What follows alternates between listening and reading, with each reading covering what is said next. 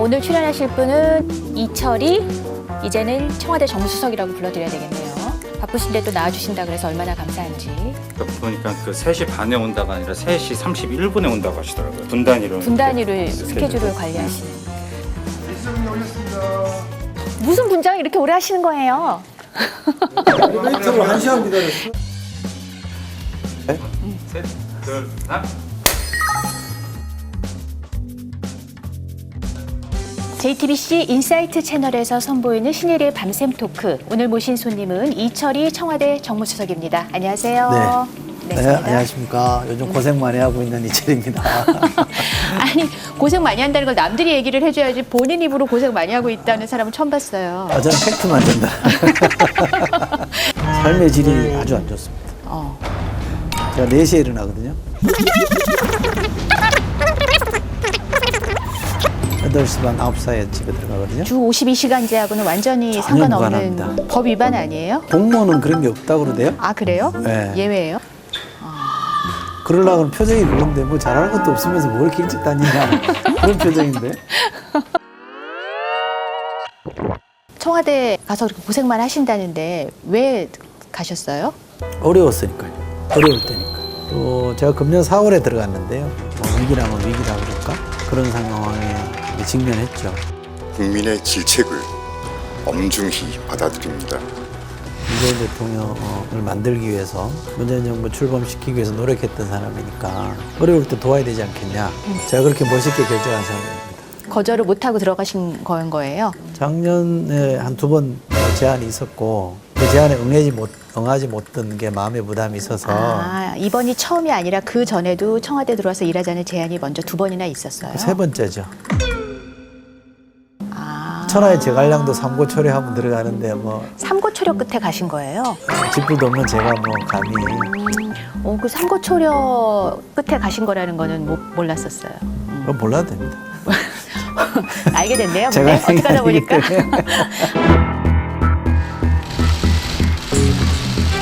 네, 이제 속칭 비주류로 분류되시다 보니까 비문이라고 그러대요? 비문이고 비주류로 분류되다 보니까 임명 소식을 듣고 다들 대통령이 이제 좀 다른 목소리에도 귀 기울이시려나 보다. 긍정적인 평가를 많이 했어요. 근데 그런 반면에 또 일각에서는 아이고 뭐 이철이 수석 혼자 들어간다고 그래서 청와대 뭐 많이 바뀌겠어? 이런 회의적인 얘기를 한 사람들도 있었거든요. 근데 막상 가보시니까 어떠세요? 제가 요즘 소문은 청와대 심세라고 소문이 나는데 못 들으셨군요. 대통령과 매일 이제 대통령 모시고 회의를 하는데 정말 제가 가슴에 손을 얹고 장담하건데 굉장히 열려있는 분이세요. 당신이 말씀하시다가도 참모가 이제 뭐 이런 얘기를 저를 회의 때. 시작하잖아요. 네. 그러면 말을 안 끊어요. 다 들어줍니다. 또 회의 멤버에 누구라도 얘기를 하면 다 들어줍니다. 저는 회의할 때 우리 저 비서관 행정관들이 주재하는 게 마음에 안 들면 끊어버리거든요. 됐고 이렇게. 안 그러실 줄 알았는데 실망이에요. 제가 그거는 아주 꼰대잖아요. 꼰대들이 까다로운 그러는 상사 중에 거잖아요. 하나입니다. 제24회 공무회의를 시작합니다. 근데 그 대통령이 주재하는 그 회의에서 할 말을 하고 계신 거예요, 네. 그러면? 네. 싫어하는 얘기도 하죠. 아, 그래요? 네. 그럼 눈살 찌푸리지 않고 들으세요? 그럼요. 싫은 얘기도 다 들으세요.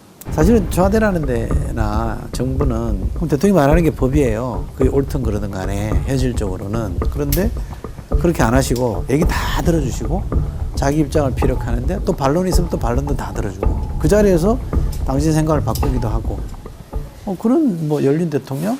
제가 정책 박사인데 알고 있습니다. 제가 아는 한 그런 대통령은 없었다. 국내에서는. 그렇죠. 외국은 제가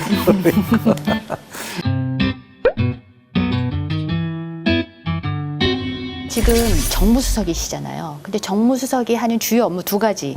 국회 소통, 그다음에 민심 전달. 이건데 먼저 민심 전달과 관련해서 그럼 여쭤볼게요. 최근에 이제 제일 이슈가 됐던 게 그 김기표 반부패 비서관 부동산 투기 의혹으로 경질이 됐는데 그에 대한 책임을 지고 인사수석 바꿔야 된다라는 그런 여론의 목소리가 높잖아요.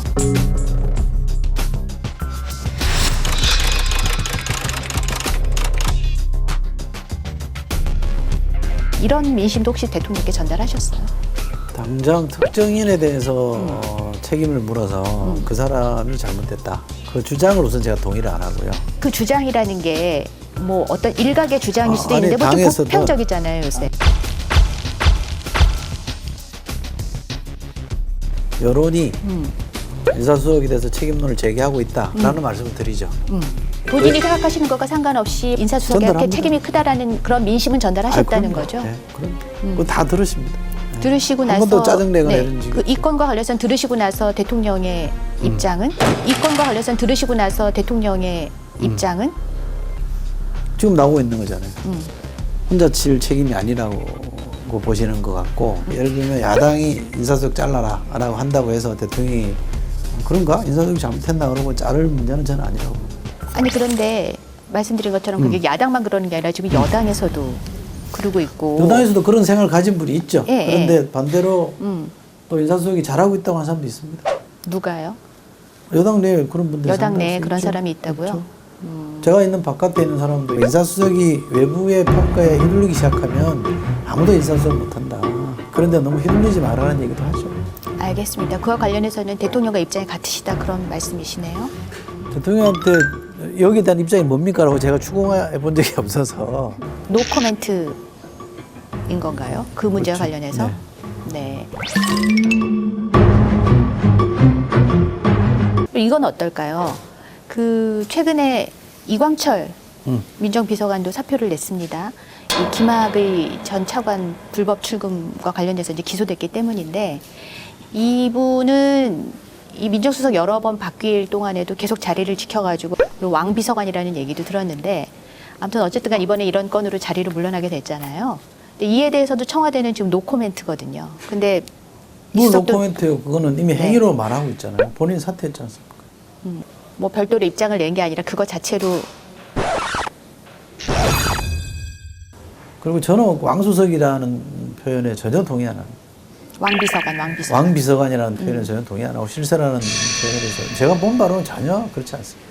내가 실세인데 왜 저 사람 보고 아유, 실세라고 그래 그럼 그런 건가요? 저보다 훨씬 힘 없습니다. 자, 그 정무수석의 또 다른 주요한 역할 국회와의 소통에 대해서 여쭤볼게요. 국회하고 소통을 해야 되는데 요즘이 참 정무수석으로는 하기 힘든 시절이 아닐까 하는 생각이 드는 게 이게 이제 임기 말이 되면 여당도 대통령하고 좀 거리를 두려고 하잖아요. 다음 선거를 생각을 해서 별로 그렇게 생각합니다. 그렇게 생각 안 하세요? 5년차 대통령 역대 그 누구도 40% 지지율을 가지고 있지 않았습니다.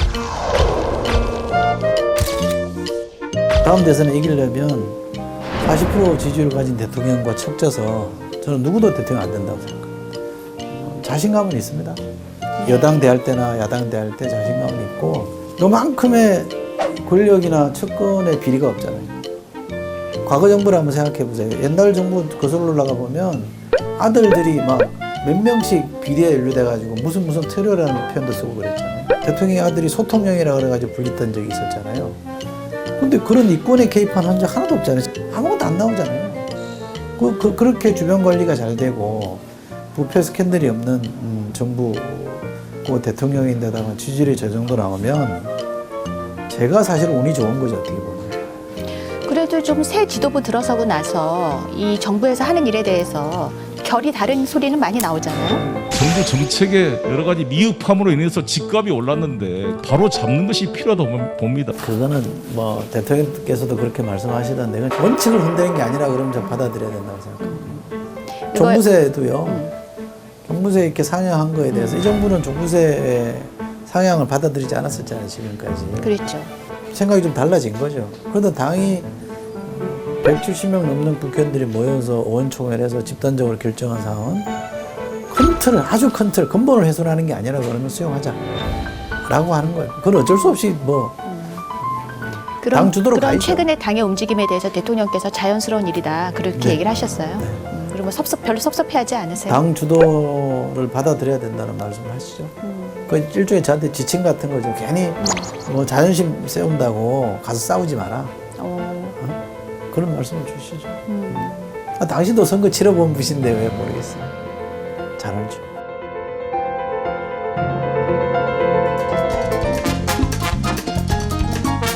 오죽하면 이준석 대표님 뵈러 갈 때는 약간 고민을 했어요. 이렇게 해야 될까? 진짜 그렇게 해야 되나? 아들놈들이 둘 다 이대남이에요. 그 아들들이 이 문제에 대해서 흥분하던가요? 반발이 있겠구나라고는 제가 짐작을 했죠.